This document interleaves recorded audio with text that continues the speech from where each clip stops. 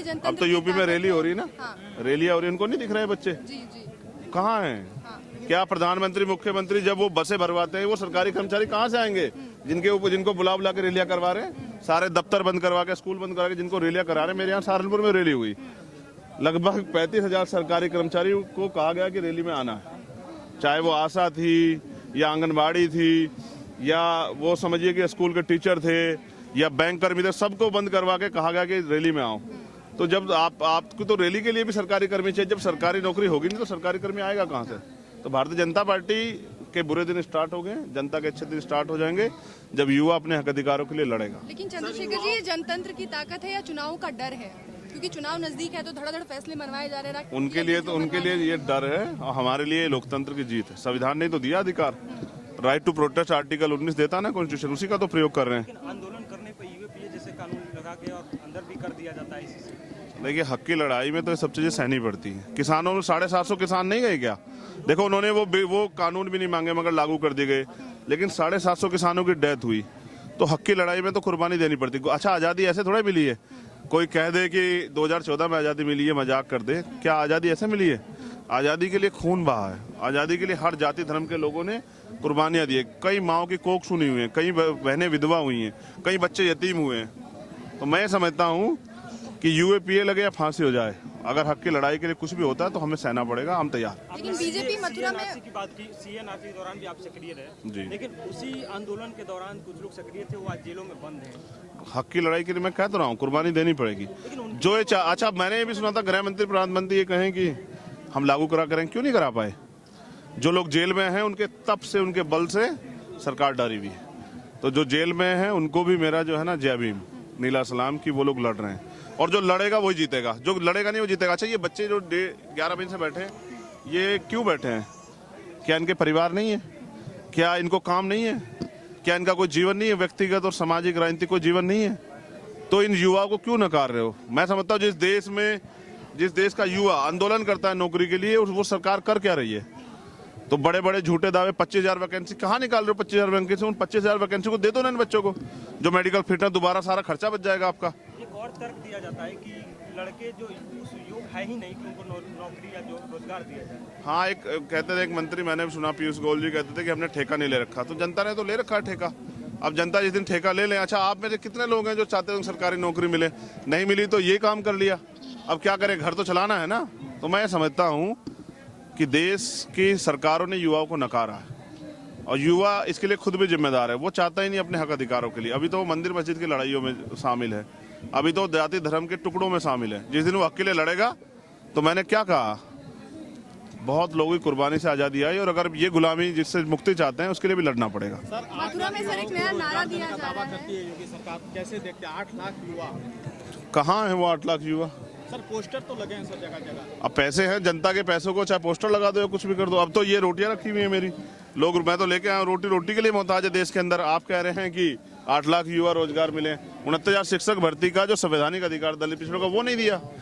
योगी जी की असलियत तो सब लोग जान गए। अब रैलियों में भीड़ जनता से नहीं हो रही है, बसें सरकारें लगा की जा रही हैं। बाकी जनता चुनाव में जवाब दे रही है, हम लोग इलेक्शन में जवाब देंगे। चंद्रशेखर जी, एक नया नारा मथुरा में दिया जा रहा है कि कृष्ण ला हम आएंगे, माखन वही चढ़ाएंगे। हाँ, सही तो है। मेन मुद्दों को दबाने की कोशिश है। अब मैं क्या कह रहा हूँ, ये तो भारत है। यहाँ एक भगवान है जिनको भूरा देव कहते हैं, उनका मंदिर दिल्ली में भी है, वहाँ शराब चढ़ाई जाती है।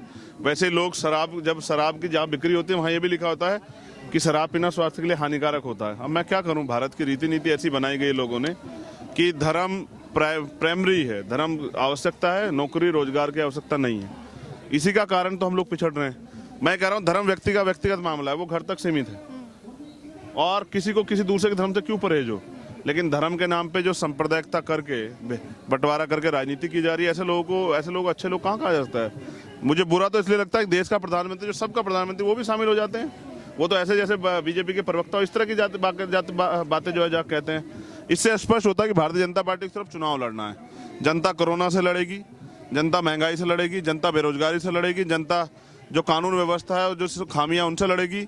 महिलाओं के रेप होंगे, हत्याएं होंगी, बच्चे सड़कों पर रहेंगे, आंदोलन करेंगे, और बीजेपी के लोग हेलीकॉप्टर में बैठ के चुनाव लड़ेंगे। चंद्रशेखर जी, आपको ऐसा नहीं लग रहा है कि आने वाले दिनों में प्रदेश में चुनाव है, लेकिन जैसे केशव प्रसाद मौर्य ने ट्वीट किया मथुरा को लेकर और आने वाले दिनों में सारे नेता मथुरा को लेकर ट्वीट कर रहे हैं, आपको लगता है कि यहाँ पर शिक्षा, स्वास्थ्य जैसे रोजगार मुद्दे नाराज दिखेंगे चुनाव में? देखिए, अयोध्या मथुरा गई, अब रोजगार की अधिकारों की बारी है। इनसे काम चलने वाला नहीं है। जनता बेवकूफ नहीं रही है। किसानों को भी, अब किसानों को जब देख गए कि 1.5 साल हो गए वो नहीं हट रहे हैं, तो किसान कानून वापस लेना पड़ा। तो उसी दिन ये तय हुआ देश की राजनीति में कि तानाशाह के ताबूत में कील ठुक गई है, हवा निकली है तानाशाह। अब तानाशाह को झुकना पड़ेगा। अच्छे तानाशाह नहीं रहे, सत्ता के दम पे कर क्या रहे हो? जो कोई हक के लिए लड़ता है यूएपीए लगा देते हो। किन लोगों पे लगाई यूएपी दिल्ली में? कौन लोग जेल में है? जो सीएनपीआर एनआरसी के खिलाफ लड़ रहे थे, जिन्होंने दंगा किया वो घर में है। जनता सब देख रही है। यूएपीए कानून का दुरुपयोग किया जा रहा है सरकार द्वारा लगातार, क्योंकि देखा जाए तो किसी भी आंदोलन में जैसी भी आवाज लोकतंत्र में उठाई जाती है उस पर यूएपीए लगा दिया जाता है। देखिए, बाबा साहब अम्बेडकर को मानने वाला चंद्रशेखर आपसे ये कह देता है कि बाबा साहब ने कहा संविधान कितना भी अच्छा क्यों ना हो, कानून कितना भी अच्छा क्यों ना हो, लगाने वाले हाथ, लागू करने वाले हाथ और उनकी नीयत पर डिपेंड करता है कि कानून किस तरह से यूज होगा। सरकार में बैठे हुए लोग सरकारी तंत्र का दुरुपयोग कर रहे हैं। जो कानून जनता के हित के लिए बनाए गए हैं उनको, अच्छा अगर मैं हक की आवाज उठाता हूं तो मेरे ऊपर इससे क्यों लग सकती है? क्या राष्ट्र का क्या नुकसान है इसमें? भाई लोकतंत्र तो है ना, लोकतंत्र तो देता है ये ताकत, संविधान देता है, फिर राष्ट्र का क्या नुकसान हो रहा है?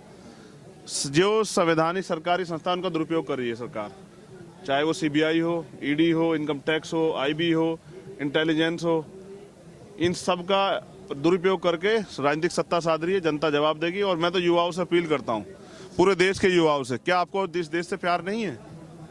जब ये देश गुलाम हो जाएगा, ईस्ट इंडिया कंपनी की तरह यहाँ पूंजीपति गुलाम कर लेंगे और आपको बोलने के लिए भी आज़ादी, बोलने के लिए भी जो है ना परमिशन लेनी पड़ेगी, तब लड़ेंगे क्या आप लोग? और क्या ऐसा ही सपना देखा था जिन्होंने आज़ादी की लड़ाई लड़ी, जो चाहते थे कि आज़ादी मिल जाइए? ये आज़ादी है कि आप मेडिकल फिट होते भी नौकरी नहीं मिलेगी? और आप पढ़ लिख के कर क्या रहे हैं इस देश में? मेहनत मजदूरी के अलावा, सड़कों पे धक्के खाने के अलावा। और मैं तो जानता हूँ ना, मैं जिस क्षेत्र से आता हूँ वहाँ बच्चे सुसाइड करते हैं। क्यों करते हैं? इसलिए क्योंकि सिस्टम उनको अवसर नहीं देता। कोई जितने नौजवान यहाँ खड़े सब चाहते हैं वो देश की तरक्की में हिस्सेदारी करें, और उनका दिल धड़कता है जब इंडिया का मैच होता है ना, किसी से क्रिकेट मैच, तो उनको ऐसा लगता है कि वो चाहे नहीं खेल रहे लेकिन घर बैठे उनको लगता है कि हम जीत जाएं। जो युवा इस देश के लिए प्राणों का बलिदान देते हैं, उस युवा क्यों नकार रहे हो? इतना नकार रहे क्योंकि आप युवाओं से डरते हो। आपको पता है कोई युवा आएगा तो परिवर्तन करेगा। 60 साल का नेता परिवर्तन नहीं करता है, वो समझौता करता है, वो अपने जीवन को आगे बढ़ाने का काम करता है। खत्म होना है। मुझे दिलचस्पी है परिवर्तन में। मैं चाहता हूं देश के नौजवानों को मौका मिले, और महिलाओं को भी बराबर का। क्यों नहीं देते हो मौका? महिला इस देश में पैंट पहनेगी या हाफ पैंट पहनेगी या कैसे कपड़े पहनेगी, को तय करने वाले तुम हो कौन? तुम्हें किसने दिया अधिकार कि महिलाएं क्या करेंगी? महिलाओं को भी इतना अधिकार जितना पुरुषों को है। वो कहाँ जाएंगी, किस समय जाएंगी, ये वो तय करेंगी। वो शादी किससे करेंगी, ये महिलाएं तय करेंगी। ये उनके पिता और उनके भाई नहीं तय करेंगे। फिर वो महिलाएं आजाद कैसे हुई? यूपी के सियासत में टोपी, गमछा, लुंगी ये सियासत हो रही है। आपकी अगर गमछे पे आ जाए बात तो क्या होगा? हमने क्या कहा है? क्या हमारे गमछे से क्या जनता को रोजगार मिल जाएगा? क्या नौजवानों की समस्या हल हो जाएगी? किसानों को उनका दाम मिल जाएगा? क्या महंगाई खत्म हो जाएगी? क्या ये टोपी और ये मंदिर क्यों आ रहे हैं पता आपको? क्योंकि जनता पे, सरकारों पे चुनाव लड़ने के लिए राजनीतिक दलों में मुद्दे नहीं है। अब मैं कह तो रहा हूँ, जिस दिन युवा तैयार हुआ आप देखना परिवर्तन होगा। और मैं आपसे पूछना चाहता हूँ, क्या पैसे वाली राजनीति करेंगे इस देश में? क्या गरीबों का कोई सपना नहीं है? वो गरीब बच्चा जो मेहनत करके आईएएस बन सकता है, विधायक नहीं बन सकता, एमपी नहीं बन सकता? तो क्यों नकार रहे हो? पैसे तंत्र के आगे क्यों दबा रहे हो गरीबों के सपने को? क्योंकि आप डरते हो गरीबों से। जनता के बीच में है, मेहनत से जीतेंगे। परिवर्तन के लिए सत्ता जरूरी है, और सत्ता के लिए आप जानते हैं गठबंधन कितना जरूरी है। गठबंधन पे क्या कहेंगे? समाजवादी पार्टी जनता से गठबंधन जरूरी है। जनता ही जिताती है ना, वोट पार्टियां नहीं देती है। मैं अगर किसी गठबंधन भी करूंगा तो मेहनत तो मुझे खुद ही करनी पड़ेगी ना। हम मेहनत के लिए तैयार हैं। देखो, एक चीज जानो बहन, मैं एक दिवसीय प्रोग्राम लेके नहीं जाता हूँ। मेरे पास एक बड़ा विजन, इस देश में किस तरह से जो सामाजिक, राजनीतिक, आर्थिक गैर बराबरी पे आधारित जो गुलामी है उसको कैसे खत्म करना है, और उसके लिए मेरे पे बड़ा विजन है। और मैं अभी तो 10 साल तो काम करने के लिए आया हूँ। मैं 10 साल आपको ऐसे मिलूंगा सड़कों बैठा हुआ। 10 साल के बाद जब लोग तैयार हो जाएंगे फिर हम बताएंगे राजनीति कैसे होती है। चंद्रशेखर समय बताएगा। जहाँ से योगी जी चुनाव लड़ेंगे आप वहाँ से आने वाले चुनाव दिनों प्रदेश में चुनाव है, चंद्रशेखर किस तरह उत्तर प्रदेश के चुनाव को देखते हो और दया दिशा क्या होगी चुनाव में? बीजेपी हार रही है। बीजेपी हार। बस अगर सब लोग मिलजुल के बीजेपी के खिलाफ लड़े।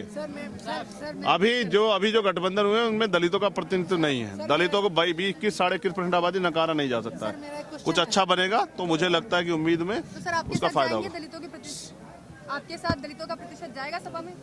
नहीं, आप कैसी बात कर रही हैं? आप तो अपने आप ही पता नहीं आगे की बातें बता लेंगी सपा के साथ जाएंगे। मैंने कहा, मैंने अभी कोई घोषणा तो नहीं की है, जब कुछ होगी मैं आपको बताऊंगा। सर मेरा क्वेश्चन